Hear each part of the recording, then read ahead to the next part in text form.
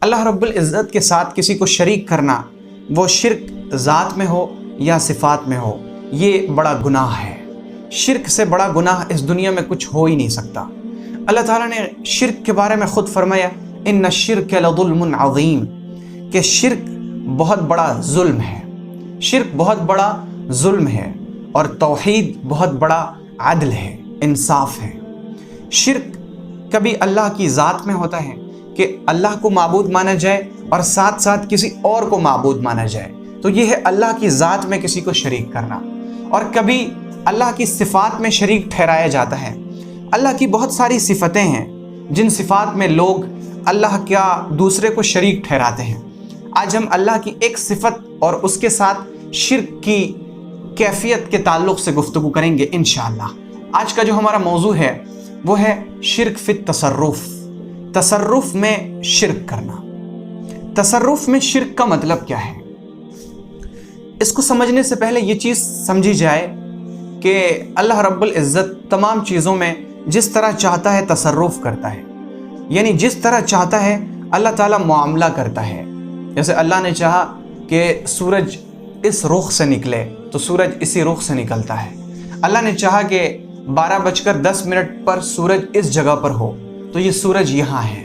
اللہ نے چاہا کہ 6:10 پر سورج ڈوب جائے تو وہ سورج ڈوب گیا۔ اللہ نے چاہا کہ آج 29 کے بعد چاند لوگوں کو نظر نہ آئے تو چاند نظر نہیں آیا۔ اللہ نے چاہا کہ آج زلزلہ آ جائے سو زلزلہ آ گیا۔ اللہ نے چاہا کہ اس علاقے میں قحط پڑ جائے، بارش نہ ہو، بارش نہیں ہوئی۔ اللہ نے چاہا کہ دھوپ بہت تیز ہو، چنانچہ گرمی بہت پڑ گئی۔ اللہ نے چاہا کہ موسم اس طرح کا ہو جائے تو موسم اس طرح کا ہو گیا۔ یہ ہے تصرف کرنا، کائنات کے معاملے میں دخل اندازی کرنا، کائنات کو چلانا۔ کائنات کو چلانا یہ اللہ رب العزت کی ایک صفت ہے۔ کسے روزی دینا ہے، کسے بیمار کرنا ہے، کسے شفا دینا ہے، کس کو کب کہاں بھیجنا ہے، یہ سارے امور کی جو تدبیر کرتا ہے یہ اللہ کرتا ہے۔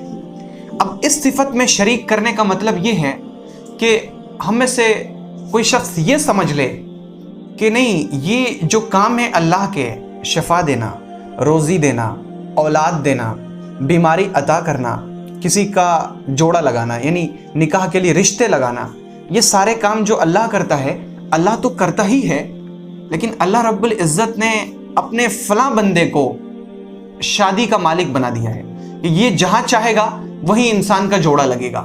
یا اللہ رب العزت نے فلاں بندے کو یہ اختیار دیا ہے کہ یہ جسے چاہے شفا دے دے، یہ جسے چاہے بیماری دے دے، یہ جسے چاہے عزت دے دے، جسے چاہے ذلت دے دے۔ تو یہ سمجھنا کہ اللہ رب العزت نے کائنات میں تصرف کرنے کا اختیار، اللہ تعالیٰ نے تمام امور کی تدبیر کا اختیار کسی بندے کو دے دیا ہے، یا کسی رسول کو دے دیا ہے، یا کسی فرشتے کو دے دیا ہے، یہ ہے شرک فی التصرف۔ اللہ رب العزت کے تصرف والی صفت میں ہم کسی کو شریک کر رہے ہیں، کسی کو اللہ کا شریک بنا رہے ہیں، یہ بہت بڑا شرک ہے۔ اور شرک کے بارے میں اللہ کا فرمان ہے ان اللہ لا یغفر ان یشرک بہ، اللہ تعالیٰ معاف نہیں کرے گا کہ اس کے ساتھ کسی کو شریک ٹھہرایا جائے، ذات میں شریک ٹھہرانا ہو یا صفات میں شریک ٹھہرانا ہو۔ وَيَغْفِرُ مَا دُونَ ذَلِكَ لِمَن يَشَاءُ، اس کے علاوہ اللہ تعالیٰ ان کے علاوہ جو گناہ ہیں اللہ تعالیٰ چاہے معاف کر دے، چاہے معاف نہ کرے، یہ اللہ کا معاملہ ہے۔ تو یہ سمجھنا کہ فلاں بندہ روزی دے سکتا ہے، فلاں بندہ شفا دے سکتا ہے، فلاں بندہ یہ کائنات میں تصرف کر سکتا ہے، فلاں بندہ چاہے تو موت نہیں آئے گی، فلاں بندہ چاہے تو موت آئے گی، یہ فلاں بندہ آئی ہوئی موت کو بھی ٹال دیتا ہے، یہ روحوں کو واپس لے آتا ہے، اس طرح کی چیز کا اعتقاد رکھنا یہ ہے شرک فی التصرف۔ اللہ رب العزت شرک اور تمام شرکاء سے اور شرک کی تمام قسموں سے بری ہے۔ اللہ تعالیٰ منزہ ہے، مبرہ ہے، اللہ کا کوئی شریک نہیں۔ ہم اس چیز کی گواہی دیتے ہیں کہ اللہ یکتا ہے، اللہ تعالیٰ اپنی ذات میں اور اپنے تمام صفات میں یکتا ہے۔ اللہ تعالیٰ نے اپنی تمام صفات خاصہ کو اپنے پاس رکھا ہے، اس نے کسی کو بھی کسی چیز کا اختیار نہیں دیا ہے۔ اور اللہ رب العزت کی شان یہ ہے کہ اس کے پاس کوئی اپنا منہ کھول نہیں سکتا، اپنی زبان سے کوئی لفظ ادا نہیں کر سکتا الا باذنہ، لیکن اس کی اجازت سے۔ جب معاملہ یہ ہے کہ اس کے پاس سب سر بسجود ہیں، سجدہ ریز ہیں، سب اس کے بندے ہیں، تو پھر اللہ تعالیٰ کو کیا ضرورت ہے کہ وہ کسی بندے کو شفا کا اختیار دے دے، کسی بندے کو اللہ تعالیٰ کائنات میں تصرف کا اختیار دے دے، اللہ رب العزت کسی بندے کے ہاتھ میں شادی اور نکاح دے دے، اللہ تعالیٰ کسی بندے کے ہاتھ میں روزی دے دے، ضرورت کیا ہے؟ جبکہ قرآن کی ایک ایک آیت یہ کھول کر بتاتی ہے۔ شفا کے تعلق سے اللہ کا فرمان ہے جو حضرت ابراہیم نے فرمایا وَإِذَا مَرِضْتُ فَهُوَ يَشْفِينِ، جب میں بیمار ہوتا ہوں تو مجھے وہ شفا دیتا ہے۔ آپ ذرا سوچیے کہ حضرت ابراہیم علیہ السلام کس قدر جلیل القدر پیغمبر ہیں، اولو العزم من الرسل ہیں، یہ بہت بڑے رسولوں میں بھی ان کا درجہ بہت بڑا ہے۔ اللہ نے شفا کا اختیار ان کو بھی نہیں دیا، یہ خود اللہ سے شفا مانگتے ہیں۔ تو ان کے بعد جو اور لوگ ہوں گے، نبیوں کے بعد جو اور لوگ ہوں گے ولی، ان کے پاس کہاں سے شفا آ گئی؟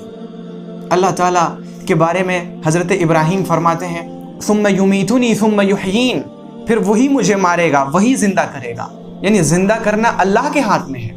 تو اللہ نے کسی اور کو کب اختیار دے دیا کہ یہ بھی زندہ کر سکتا ہے؟ اور یہ جو جتنی کہانیاں اور جتنے واقعات ہم سنتے ہیں کہ فلاں شخص نے فلاں کو زندہ کر دیا، فلاں شخص نے فلاں کو شفا دے دیا، فلاں شخص نے فلاں کی بیماری کو دور کر دیا، یہ سب بیکار کی کہانیاں ہیں۔ اسلام میں ان کا کوئی حصہ نہیں، اسلام میں ان کا کوئی حصہ نہیں، اور اسلام ایسی چیزوں سے، ایسی کہانیوں سے انسان کو روکتا ہے، منع کرتا ہے۔ اللہ کے رسول صلی اللہ علیہ وسلم سے جو چیز ہم تک پہنچی ہے وہی حقیقت میں دین ہے، اور اللہ نے دین کے بارے میں فرما دیا الیوم اکملت لکم دینکم واتممت علیکم نعمتی ورضیت لکم الاسلام دینا، آج میں نے تمہارا دین مکمل کر دیا۔ جو چیز قرآن میں آ چکی، جو چیز احادیث میں آ چکی وہی دین ہے، اور اس کے علاوہ تم کسی اور چیز کو دین بنا لو، یہ اللہ کو پسند نہیں۔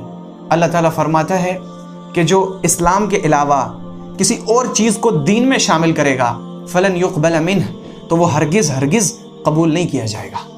تو یہ ہمارا ایمان ہونا چاہیے کہ اس کائنات میں تصرف کرنے کا جو اختیار ہے وہ صرف اللہ کے پاس ہے، اور اللہ رب العزت نے کسی شخص کو تھوڑا سا ادنا سا بھی کسی چیز کا اختیار نہیں دیا ہے کہ تم کائنات کے اس معاملے میں دخل اندازی کر سکتے ہو، کیونکہ اگر اللہ تعالیٰ نے کسی کو دخل انداز بنایا ہوتا تو اللہ تعالیٰ وحی کے ذریعے سے اس کی خبر ہمیں دیتا، لیکن اللہ نے ایسی کوئی خبر نہیں دی، اس لیے ہم ایسی کسی بھی چیز پر ایمان نہیں رکھ سکتے۔ ہمارا ایمان صاف، شفاف، کامل اور مکمل ہونا چاہیے کہ روزی دینے والا، شفا دینے والا، جوڑے بنانے والا، بگڑی بنانے والا، وہ مصیبتوں کو ٹالنے والا، وہ نفع پہنچانے والا، سب کچھ اللہ ہے، اور اللہ کے علاوہ نہ کوئی نفع دینے والا، نہ کوئی نقصان دینے والا، نہ کوئی شفا دینے والا، نہ کوئی مصیبت کو ہٹانے والا، نہ کوئی آسانی دینے والا، کوئی نہیں ہے۔ صرف جو کچھ ہے وہ اللہ کی ذات ہے، اور اس کے علاوہ سب اللہ کے بندے اور اللہ کے محتاج ہیں۔ اگر آپ کو یہ ویڈیو پسند آئی ہو تو ویڈیو کو لائک کریں اور شیئر کریں، اور چینل کو سبسکرائب کرنا ہرگز نہ بھولیں۔